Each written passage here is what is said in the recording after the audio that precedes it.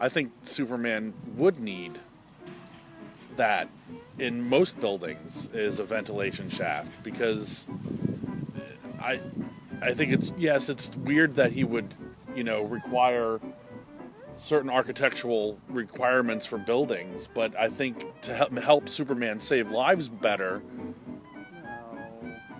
You can just fly through an open window or something. Like, here you go. Or you can just break through the wall, and then they have, like, Marvel has, like, damage control or whatever it's called. Yeah. DC has the same thing where you can just bust through the wall, and they're like, oh, we'll fix it. Yeah, but what if he needs stealth? I mean, what if he needs to fly through the building without nobody knowing he's coming? That's a good question. And Well, doesn't he fly at the speed of sound, so he really wouldn't...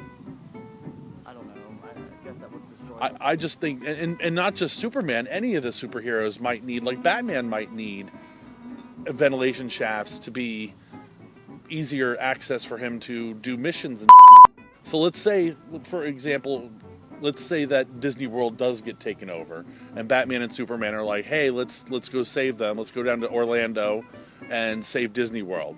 And so they go down together, they take a flight, and they get a hotel, but they don't stay on the resort. They stay like somewhere in Orlando. Yeah. And Superman needs to fly through the Polynesian resort. And it's because it was built in the 70s or something, it's hard for him to get through easily. I think Disney, as a responsibility to its guests, would need to have wider things for Superman to fly through and Batman to sneak around in. I don't know. I'm not sure. Because, I mean, I look at it this way. What happens if they don't, and then something does happen? Let's say Lex Luthor's like, I'm going to take over Epcot. And because that's the only way I can really take over the world quickly, is I just take over one park. And then I've got the whole world showcase. So he takes over Epcot, but again, built in the early 80s.